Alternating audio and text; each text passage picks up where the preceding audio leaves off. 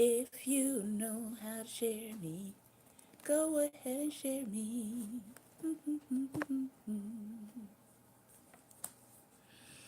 Go ahead, go ahead and share me. All right.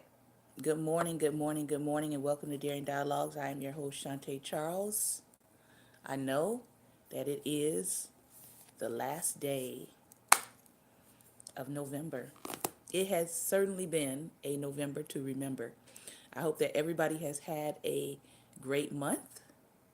Good morning, Lady Judy. Your package has shipped.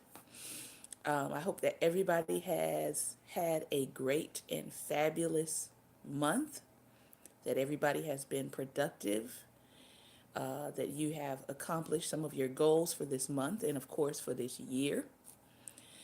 Most of us who like to follow the Hebrew calendar know that the new year has already started. It started back in September. And I would definitely say that since September of this year, things in my life have been going like this. And so I am trying to make sure that I stay in the flow of what God is doing and I don't slow God down. And also trying to make sure that I don't get ahead of God and I stay in sync with what God is doing. So today is Healthy, Wealthy, Wise, recovering for health out of the Bad Food Bible. We're going to take a look today at gluten. Hopefully today and Lord willing next week. We are going to take a break for Christmas. So I do believe that we're going to do about 20 days in December and then we will break. So however far we get into December, we will end season 4 and then we will take a break and then we will come back in the new year. And that's pretty much our schedule for the rest of this season. And then also, the Lord has been giving us some things for 2019 to share prophetically. So we will come back and do a segment specifically on that, my husband and I. But I will let you know when we do that. Soon as the Lord gets done speaking to me. How about that? Because I'm still writing the things that He's given me to share. So today we're going to talk about gluten, and also we're going to be talking about wealth building and thinking differently about the rules of wealth and thinking easy instead of hard. Thinking easy instead of hard. So let me begin with our health segment first. Let me begin with gluten. If you are a person that has some issues with gluten or you have people in your family that deal with gluten issues, you can put some hearts on the screen. This information will be helpful to you. I have a couple of friends that can only eat gluten-free products. I have some friends that have celiac disease, which means they can't have any gluten at all. It can really do some harm to them. And so this book is all about looking at all of the foods that society says is harmful and really understanding the science behind them, understanding the research that has been done, and what we can actually learn concerning our health and the precautions we need to be taking. So we have already talked about, let me just give you a recap, and you can go back to any of our Friday segments to hear about the health pieces. We've already talked about butter or margarine. We've already talked about the kinds of meat that are out here. And we've already talked about eggs and salt. So those are the topics that we've already covered. Today we're going to look at gluten. Many people today fear and loathe gluten. Fewer of us actually know what it is. I'm amazed at how many products are now marked as gluten-free. Candy is labeled gluten-free, as is soda, meat, and even vegetables. What's odd is that none of these foods have ever contained gluten. So why are we labeling them gluten free? The companies pronouncing them gluten free are just trying to trick you into thinking that they're somehow healthier now. But candy is still candy. What is gluten? It's the main structural protein complex of wheat, barley, rye, and triticale, a cross between wheat and rye. It is elastic in nature and helps make bread chewy and delicious. Eliminating gluten from your diet is not easy.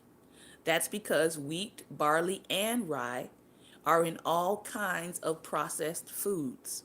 Wheat is in breads, it's in soup, it's in pastas, it's in cereals, it's even in sauces and many other edible products.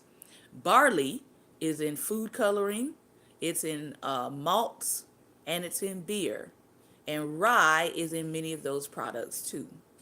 People around the globe eat a lot of gluten and have for a long time.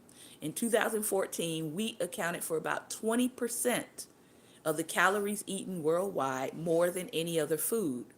More than 700 million tons of it were harvested in 2013, which is about 200 pounds for every man, woman, and child.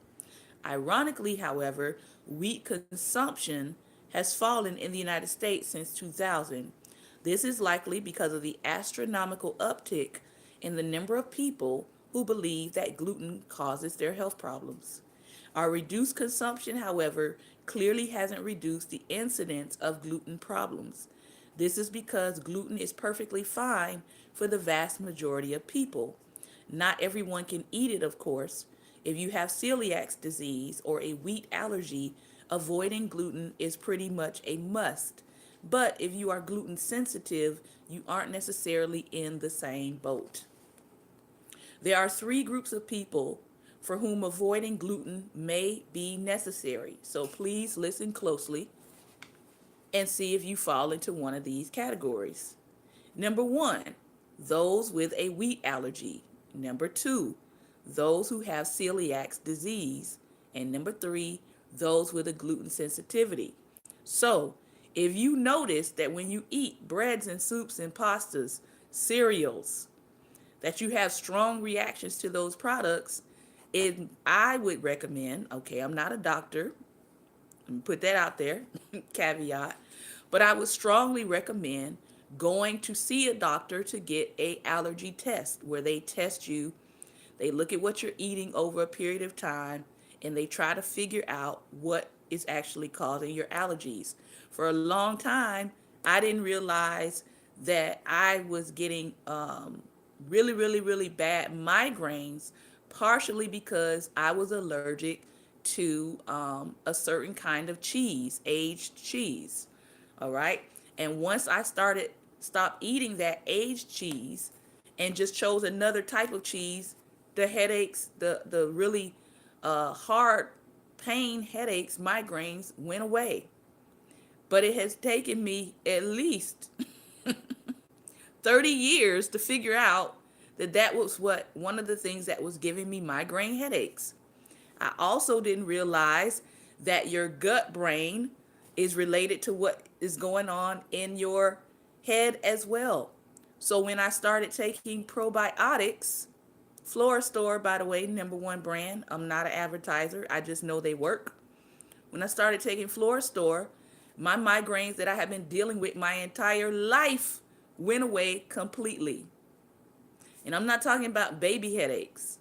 I'm talking about debilitating, can't see, can't drive, therefore can't make it to work because I have to stop on the side of the road, can't see, debilitating,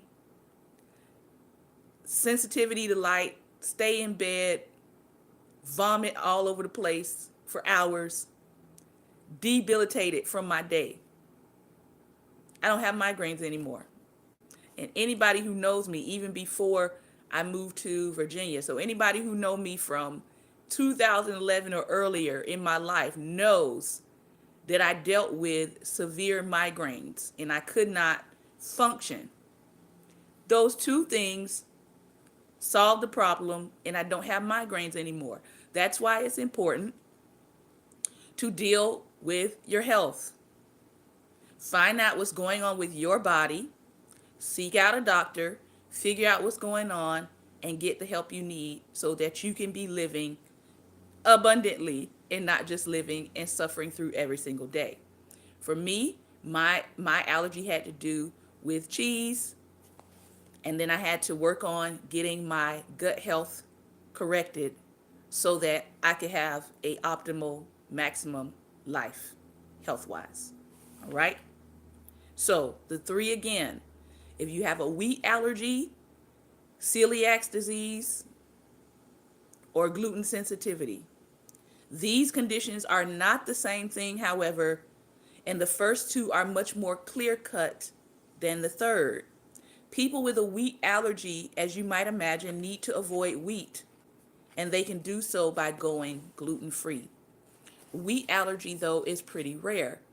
In Europe, the prevalence is 0.1%, which makes it less common than allergies to cow's milk, eggs, soy, peanuts, tree nuts, fish, and shellfish. In Asia, the prevalence is between 0.08 and 0.21%. In the United States, it's somewhere between 0.4% and 1%. Children account for a good portion of these percentages, and many of them eventually outgrow the allergy. Many people believe that we have become too inclusive in what is defined as an actual allergy. But if you've been diagnosed by a doctor as having a wheat allergy, you probably need to consume a wholly or mostly wheat-free diet, depending on the severity of the allergy. You might even be cautioned to avoid gluten in addition to wheat. That may be overkill, though. Just because you need to avoid wheat doesn't mean you need to avoid gluten in all its forms, or necessarily should. Wheat-free diets can be much more permissive than gluten-free diets, and thus are easier to maintain and less likely to leave you deficient in some nutrient. If you have celiac disease, however, that means you basically have an immune reaction to gluten. Celiac patients should absolutely avoid gluten altogether.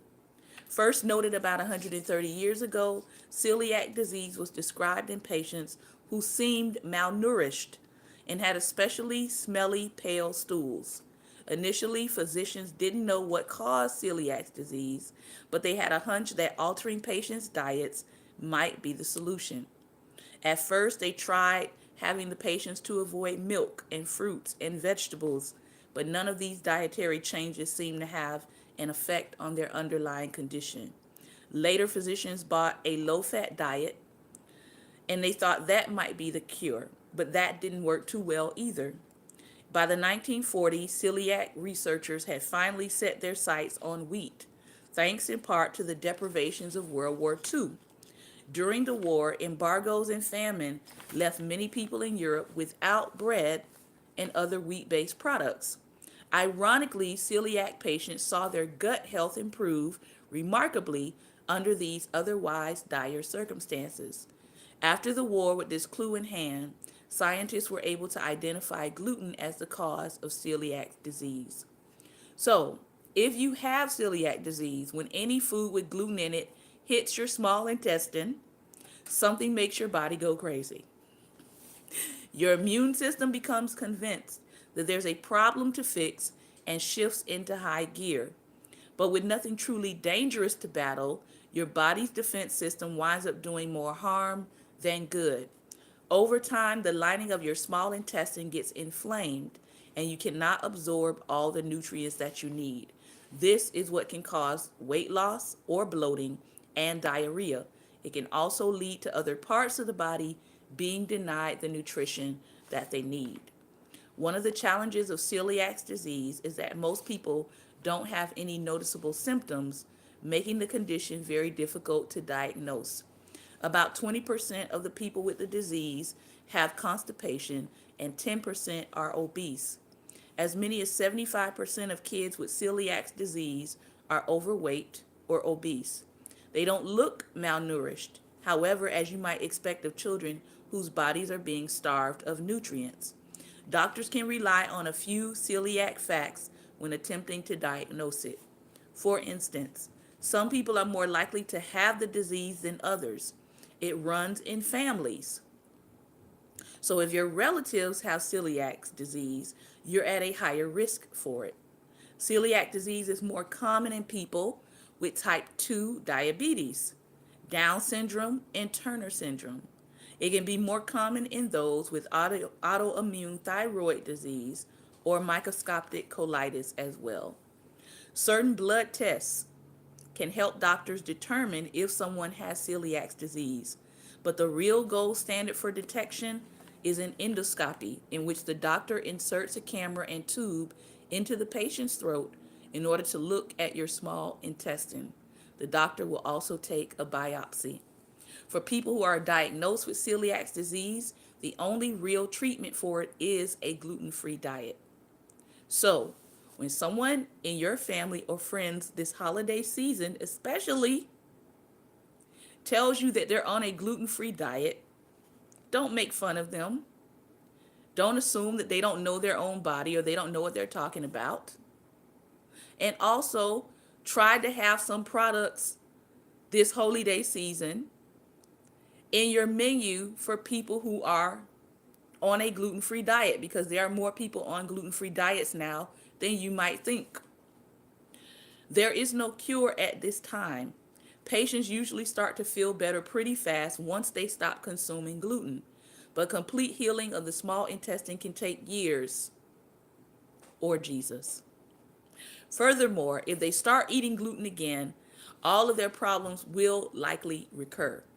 And let me say this, because sometimes our healing is in taking care of our health. Can I say that again? Peach lemonade. Awesome stuff. Sometimes our healing is in taking care of our health. If Jesus told you to stop eating certain things and you're still eating them, and you're still suffering the consequences of whatever you're eating that he already told you is bad for your body, then that's not on Jesus. That's on you. Right? Because many times God gives us instructions about what is going to help our body internally, and we still do what we want to do. Why? Because we have human will. And sometimes we just want that last piece of whatever it is, or we want it around the holiday season, and God has already told us that's not good for you. Put it down. I know. I know sometimes it can be too simplified for some people, but the reality is many of us already know some things that we don't need to be eating. That's going to help us as we stay away from it, as we have self-control, we stay away from it, and we'll do better health-wise. A recent study estimated that the prevalence of celiac disease in the United States is at 0.71%, meaning that about 1 in 141 people have it. That's similar to the rate in many European countries. Unfortunately, most cases go undiagnosed, which is one of the reasons that people have latched on to the theory that celiac disease and therefore gluten are the causes of so many dietary problems in the world. We know the disease is there, but too few people realize they have it. I'm immensely sympathetic to the problem of celiac disease. Given the statistics I just mentioned, about 3 million Americans are likely to suffer from it, many of whom are going undiagnosed.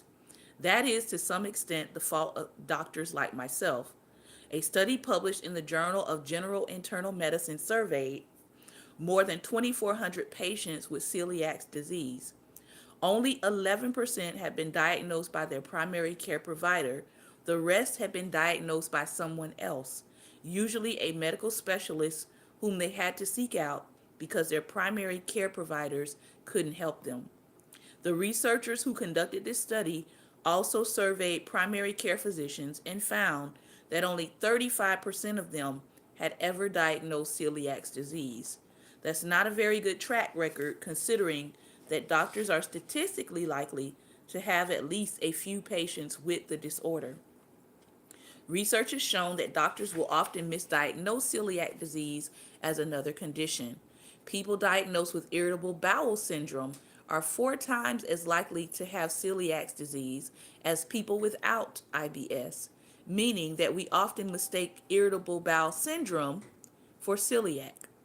Patients diagnosed and treated for iron and folate deficiencies sometimes turn out to have celiac disease. There's even one case report of a child who was diagnosed with autism, but turned out only to have celiac disease. When the medical system fails people as widely as it has, patients start self-diagnosing. If your stomach feels lousy, you might wonder if you have the disease and put yourself on a gluten-free diet. If you end up feeling better, you may become convinced that gluten was the source of your misery when really something else may have been bothering you, or when your improvement was the result of the placebo effect rather than from a reduction of intestinal inflammation. If you think you have celiac disease, you need to see a doctor. Only a physician can make that true diagnosis. Because we believe that most people with celiac disease go undiagnosed, some patient advocates have argued that we should screen everyone for the disease. Good morning, love. However, the U.S. Preventative Services Task Force, which makes recommendations for medical screening, has found that there isn't good evidence to support widespread screening. Even among populations that are at increased risk, biopsies aren't necessarily without their own risk, and celiac disease isn't common enough to warrant universal action. As a result, doctors still reserve testing for patients who have symptoms consistent with the illness. Celiac disease is serious, and I don't want anyone reading along to think that I'm minimizing it in any way. If you have celiac disease, you absolutely need a gluten-free diet, but that may not be true for people with other conditions discussed in the remainder of this chapter. So next week, we're going to come back and we're going to talk about people with gluten sensitivities, how avoiding gluten may actually hurt you if you aren't someone who has celiac disease, and then the bottom line. So we will continue this on next week. All right. Moving on to Wealth Can't Wait. Avoiding 7 wealth traps, implementing 7 business pillars, and completing a life audit today. So let's talk about thinking differently about the rules. Wallace Stegner said this: "It is the beginning of wisdom when you recognize that the best you can do is choose which rules you want to live by, and it's persistent and aggravated imbecility to pretend that you can live without any rules. Beware of the polarity. Rules guide us. They tell us who is winning, who is losing, who is right, and who is wrong. Have you ever met people who are so rules-based that they are more concerned about what's right than they are about winning the game? Welcome to our world. Here's an example. What do guidelines like dress your best and dress for success mean? The rules tell you. In Dallas, people get dressed up. If you came to the office wearing flip-flops, your colleagues would be offended. You would be a disgrace to the profession, and you would be shunned. Most likely, your manager would throw you out. In Venice, California, where the other writer of this book lives, there's a different set of guidelines. Venice is the epicenter of cool. The vibe there is extremely casual, and the rules are just as strictly enforced by the mainstream culture, which they like to pretend is counterculture. Paul once watched a guy in a torn t-shirt fuss with his hair in the bathroom mirror for nearly a minute just to give it a properly messed up look. This guy was a ruthless rule follower, because the rule in Venice was casual, unkempt, and cool. Paul, coming from his work in conservative Washington, D.C., was used to wearing suits to work in Los Angeles. Whenever he did, his colleagues would tease him harshly. Are you trying to sell caskets? In Paul's Beverly Hills office, one of his top selling realtors shows $20 million beachfront properties in his shorts, a t shirt, and sunglasses while driving a 1970s Mercedes convertible. Though a bit of a rough ride, his wheels are worth close to $200,000. In our everyday existence, we choose to either follow or defy the rules. However, you're not exercising free will in either case. The binary option to obey or resist is a polarity, and the world runs on it. So take a step back and observe this and ask yourself, who is right? Who is wrong? Do you want to prove it? Do you follow the rules? Do you want others to follow the rules? Or is it just the opposite? Do you break the rules? Do you want to hang out with other rebels like yourself? Office politics are another set of rules. The guy who kisses the boss's, you know what, gets promoted ahead of you. You can't fight it, and he or she might fire you, or you can flow with it and get in line. But are you selling out like the shameless sycophant? We don't believe either are shameful because there is another choice and another perspective. There is another choice. But be aware there is a choice, and that is to do something different. Simply being aware without resistance is of the polarity as it exists can give you edge in the game. Consider this. Be aware of what game you are playing and what the rules are. Follow the rules that help you and play along. And when the rules don't serve your higher purpose, break them. Consider Pablo Picasso's quote, "Know the rules like a pro so you can break them like an artist." Many times, people want to break rules and they don't even know what they are. We see this all the time in the creative arts world. If you don't know the rules, then you're an amateur. But if you know the rules, you're a professional and an expert, and that gives you some leeway to break the rules and actually become like an artist. I appreciate this quote by Pablo Picasso. I've heard it before because a lot of people, if you are familiar with Pablo Picasso's work, he invented quote unquote Cubism, which is really him taking African statues and African art forms and adjusting them to create his own style. So Pablo Picasso is really known for Cubism or Cubist art, where you have paintings and pictures that look more angular. All right, if you have seen Pablo Picasso's work, and there's lots of lines and there's lots of sharp angles in his work. All right, but most people don't realize that Pablo Picasso was a classically trained artist, meaning if you go back to his earlier work before he came up with Cubism and started a whole movement around this type of style, he was very, very skilled and trained at doing traditional art pieces. So if you look at his earlier work, he does lots of realistic pieces. He's got a couple of landscape pieces. So if you don't know that about Pablo Picasso, you would think, okay, this guy cannot paint. He just came up with this crazy style. Some people love his style, the Cubism. Some people hate it. But the reality is, Picasso had a base and a foundation.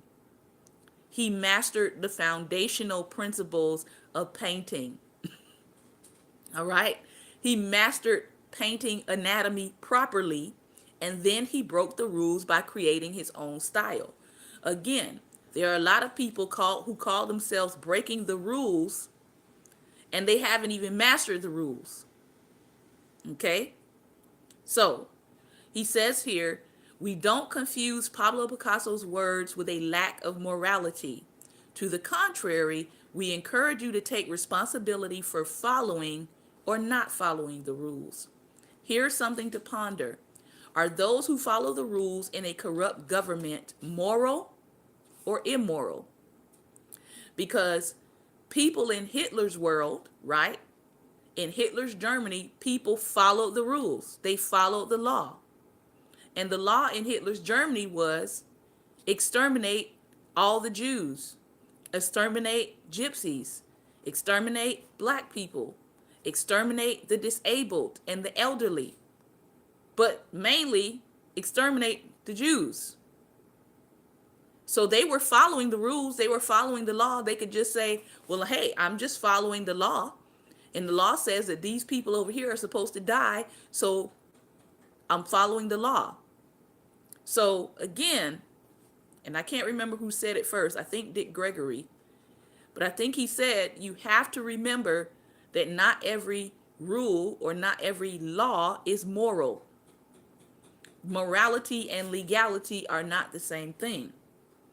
When we make the choice to follow if it serves us and to not follow something if it doesn't, we are operating then from a free will. Ultimately, we are responsible. If being right is standing in the way of being moral, let it go. Most of us want to be right, but it's far better to be moral. So if you have to let the other guy be right for you to win, give that a try, no questions asked. All right? So think differently about the rules. Think easy instead of hard. Tony Robbins says this: things do not have meaning. We assign meaning to everything. We tend to label things as hard. For example, how often do you say these things or think them? I had a hard day at work.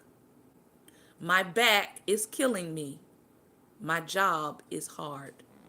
The reality of most of what we deal with is easy. We create hardness as we begin to label things in our life hard. Remember, there's a biblical concept that he's talking about here, that as a man thinketh in his heart, so is he.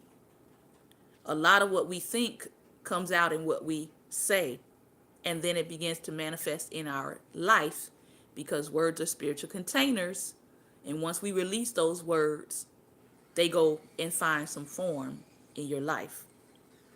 For example, the other day, David was served with a frivolous lawsuit.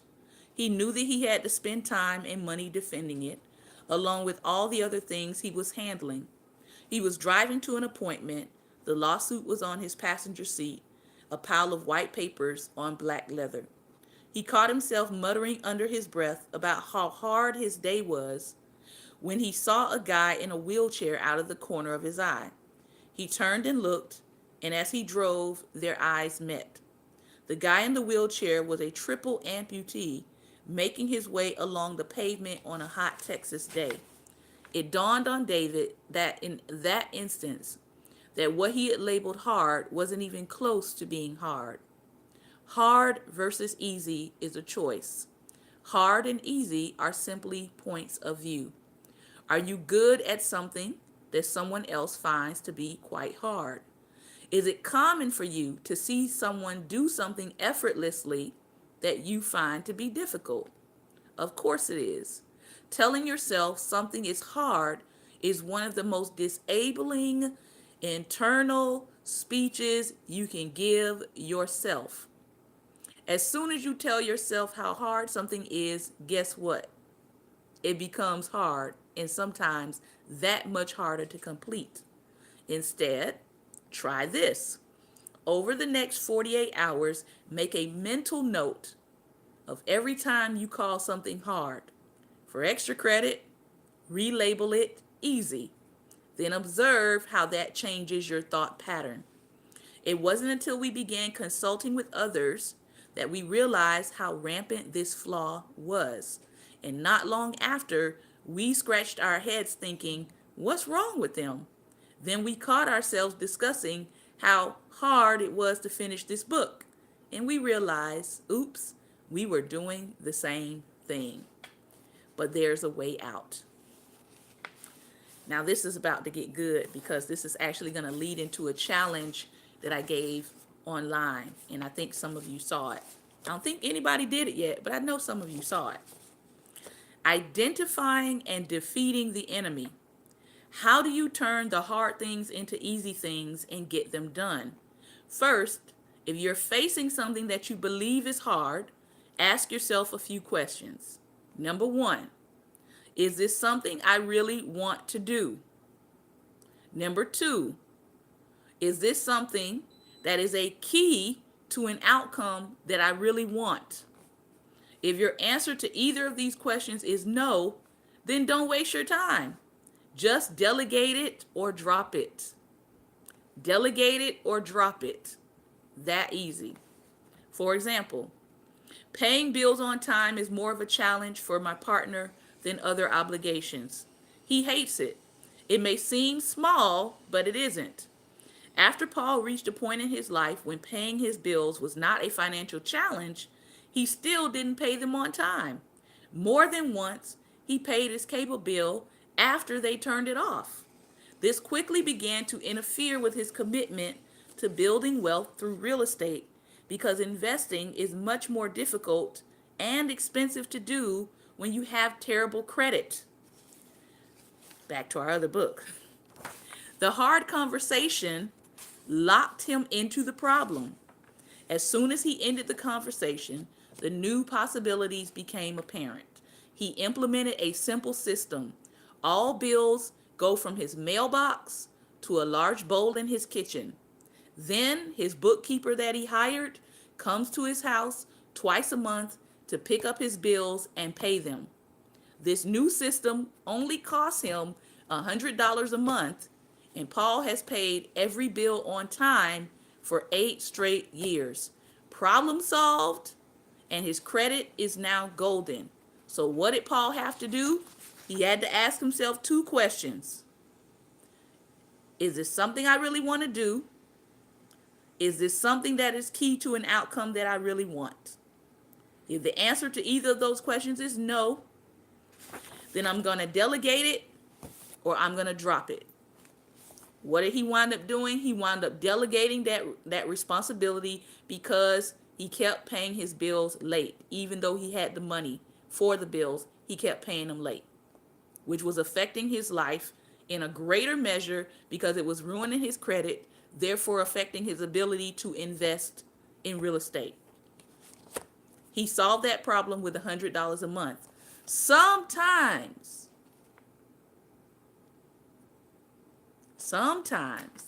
we need to delegate things so that we can spend our time on our purpose, hence his investing in real estate. We need to delegate smaller things that are affecting our purpose so we can spend more time doing what our purpose is. Wealth Accelerator. Remember the 2 questions. What's more important to you and what is hard for you? What things are hard and important? Take a stand. End the conversation in your mouth and your mind. Stop saying it's hard. Start asking yourself, what outcome do I want? Is it necessary for me to get this done? And is it key to getting other things accomplished in my life? Period. Let's work on 2019. Let's work on removing the word hard from our vocabulary. All right? What did Jesus say? He said, Lord, if it be possible, can you let this cup pass from me? Nevertheless, and notice Jesus didn't say, this is hard. He said, Lord, if it be possible, let this cup pass from me. Nevertheless. How about we add that word to the vocabulary for 2019? Rather than saying it's hard, say, nevertheless, not my will, but thy will be done. Let my free will start to align with thy will. And I guarantee you will actually get more done. Lastly, this is going to be easy. Paul remembers when a good friend was 30 minutes away from speaking at his rehearsal dinner. His friend had decided to speak from his heart and thus had not prepared anything in writing. Behind closed doors, though, he was freaking out and asked Paul for advice. 20 minutes away from his most important speech to date, he had no notes and his hands were trembling. Paul gave him the following advice. Tell yourself and anyone who might ask, I'm not nervous. This is easy and fun. I'm really looking forward to it. During the speech, Paul's friend seemed a bit nervous, but he spoke from his heart and everyone loved it. It was so much better than reading a canned speech. In fact, he nailed it. Afterward, he came up to Paul and said, that was some weird mind trick you helped me play. It was so much easier when you told me to tell myself how easy it was. As a man thinketh in his heart, so is he. Interestingly, you don't even have to believe that a task is actually easy for you to choose it and for it to work for you. Try it and see what happens. Now, my challenge that I issued online was go to your search engine. Most of us have Facebook. Go to your search engine and type in your first name only, your first name, and the word enemy. Do a search of your name and enemy, and it will pull up either videos you've done on the topic, or it will pull up all the posts you have done this year on the topic. And I realized I think I did like 4 posts on specifically the enemy, just 4. And all my posts had to do with defeating the enemy, period. Then go to your search box and type in your first name and the word haters and see what information comes up. Why am I challenging you to do this? Because God challenged me to do it. And he said, I want you to see how much credit and how much time and how much energy you gave to the concept of your enemy and the concept of haters this year. I was pretty proud of myself. And you know what I found? I found out I had a really good year. Still having a good year. But I found out I had a really good year because I really worked to eliminate those 2 words from my vocabulary and my speaking. I know that's about to hurt somebody's feeling. Now, I do recognize that there is a whole economy.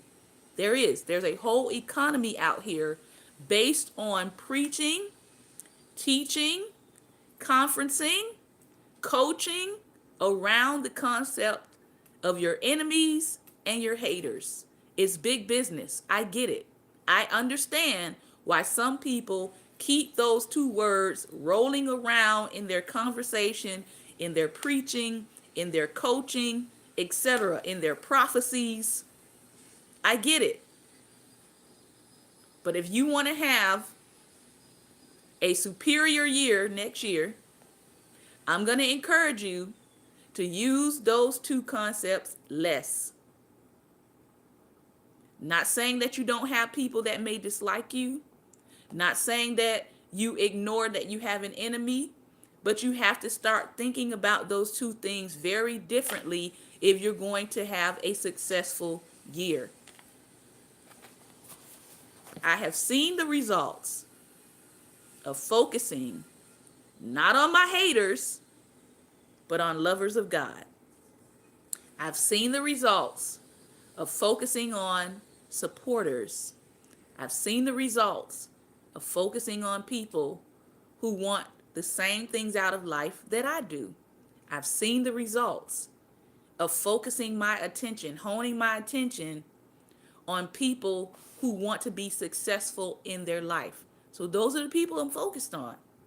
2019, if that's not your focus, then we're probably not going to do a whole lot of communicating, because I'm only focusing on people who want to be successful, who want to love God, all right?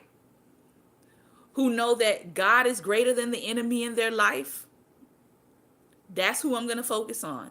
That's my assignment for 2019. So if you want to focus on having success in your life, and I'm talking about good success, not just making money, but having whole life total success, whole life empowerment, that's who I'm focusing on. That's my assignment for 2019. So those of you who have been arising this year, I believe that God is going to continue to cause you to arise and cause you to prosper, because right now He's working on our mind shift. He's working on our mindset. What do you believe about yourself? What do you believe about your company? What do you believe about your business? What do you believe about your children? Which is a huge one, by the way. What do you believe about your children? Do you see your children as a burden? Or do you see your children as a legacy and an asset for your future? Are you investing in your children what they need in order to become a part of the legacy and wealth building for your family? Or have you already decided that you're fed up with your child and you can't wait for them to be grown and move out? It's a mindset. It's a mindset. So we are going to, let's read one more section and then we'll be done for today. Last chapter section for today. Think about the upside and not the downside. Think about the upside, and the downside. Think about the upside and the downside. Winston Churchill said, "When the facts change, I change my mind." When the facts change, I change my mind. Woo, okay. And I hear the Lord saying that for some of you, the month of December is going to be the month that changes your mind. The month of December is going to be the month that changes your mind, because the facts are about to change for you. So when the facts change, you're going to have to change your mind. Wow. Kenyatta, the facts are about to change for you for December. And when the facts change, you will have to change your mind. Yep. I'm going to just sit in that for a moment. When the facts change, I change my mind. The month of December is going to be a fact-changing month for many of you. The facts are about to change in your favor. Some of you are not going to go into January 2019 empty-handed, because the facts are about to change. Thank you, Lady Judy. Hashtag fact-changing month. Fact-changing month. When the facts change, you will be forced to change your mind. So when the facts change about your status, make sure you change your mind along with your status. Let me read on. Entrepreneurs often need to be more than a little optimistic.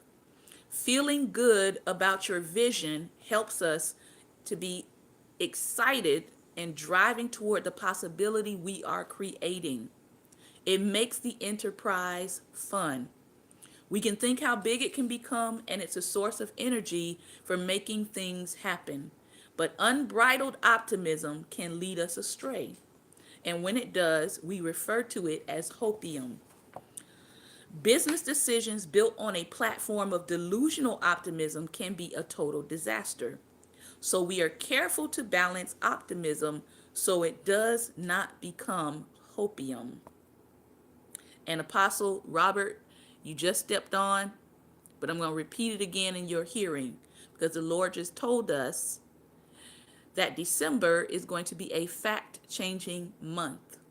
And when the facts change, we have to change our mind because the facts are about to change for our lives. So I'm ready for all the fact changing that God is about to do. We never suggest a pessimistic approach or focus on what doesn't work.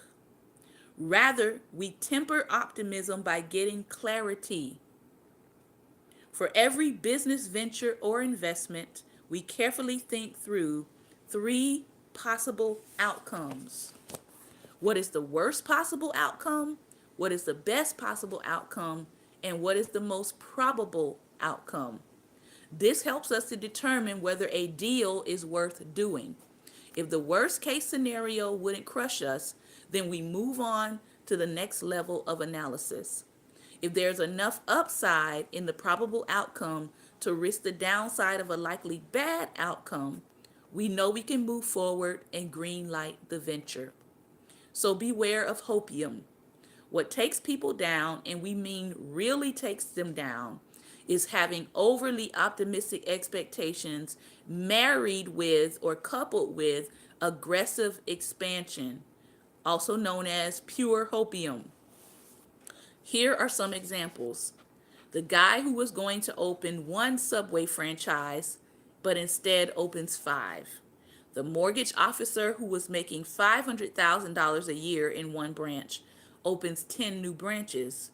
The day trader who makes $100,000 on a margin play and then high on hopium loses 75% of his portfolio when the market moves in another direction a week later.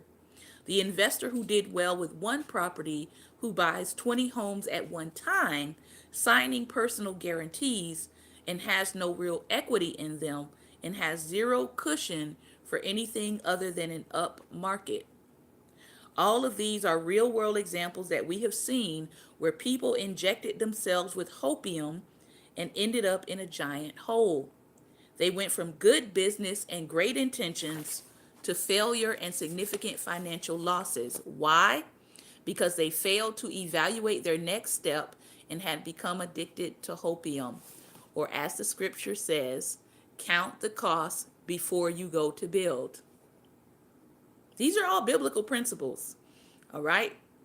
So protect the downside, hope for the best, plan for the worst, and account for variable outcomes when you build your model. Let the upside carry you higher while protecting the downside. For example, don't buy stocks on margin. It regularly works during bull markets and crushes people in every downturn. As Gary Keller taught us, lead with revenue. The cash flow you are generating can generate more cash flow. But don't start with huge expenses and expect earnings to catch up. Don't start out with huge expenses and expect your earnings to catch up. Lead with your revenue.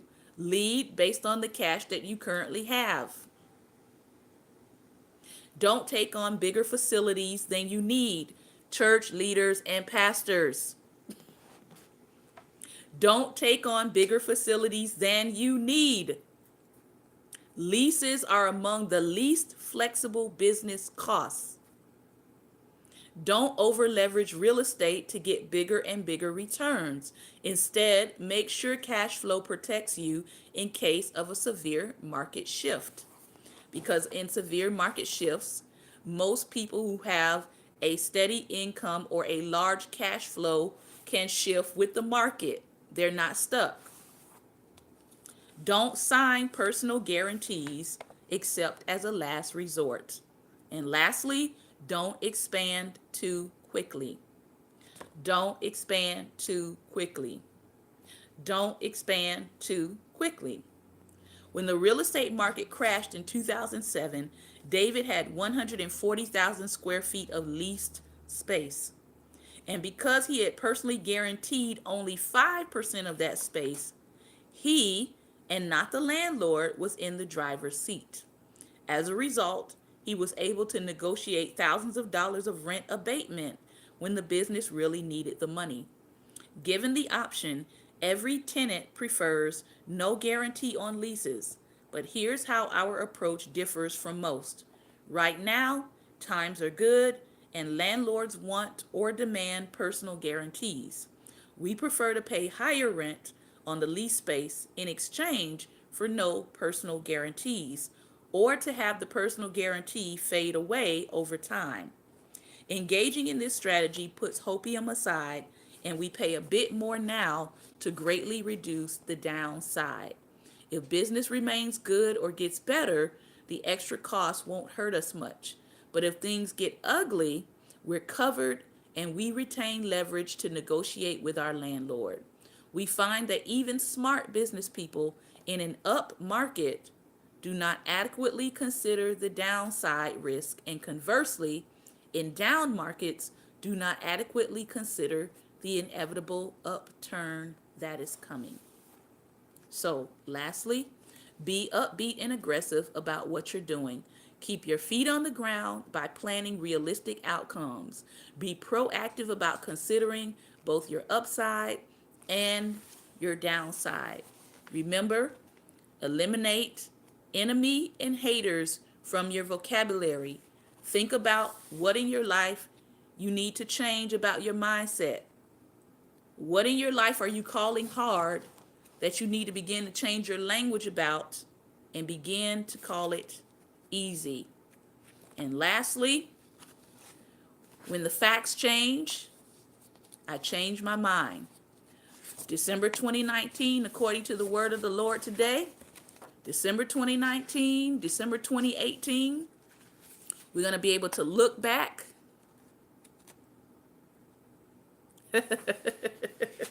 awesome.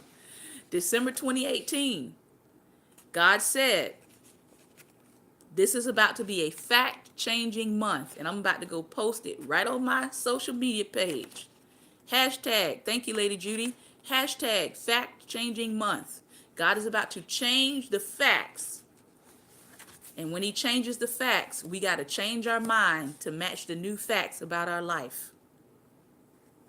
So if you've been saying one thing, just expect all December to be a fact-changing month. God is about to change the facts about your circumstance. He's about to change the facts about your condition. And that means you're going to have to step it up, and you're going to have to change your mind to meet your fact-changing month. If you are not a homeowner, he might be about to change the facts for you come December. How about that? So make sure that you're ready to shift your mind as God changes your facts. Don't let your mind still be in the previous, but when God changes the facts, then that means that your mind has to change about your facts. Your facts change, your mind has to shift with the new change. Hashtag today, fact changing month, December. Hashtag fact changing month. I'm going to go put it on my page right now. I'm going to go share with my Facebook family what the Lord just told us. Because I believe that it's not just for me. I believe it's not just for Lady Kenyatta. I believe a few more people need to hear it. And he that has an ear, let him hear what the Spirit is saying to his body of believers. I'm not even going to say to the church. Let him hear what the Spirit is saying to the ecclesia. Fact-changing month, December. All right? Remember, light is the most daring opposition to darkness, so please go out today and be light. You can join us on Sunday, 2:30 p.m. Eastern Standard Time. We'll be back in our services for December. And Apostle Robert is going to be bringing the word, and I know he's going to be bringing some fire. So I encourage you to tune in, 2:30 p.m. Eastern Standard Time on Sunday. Take care. Be light. God bless.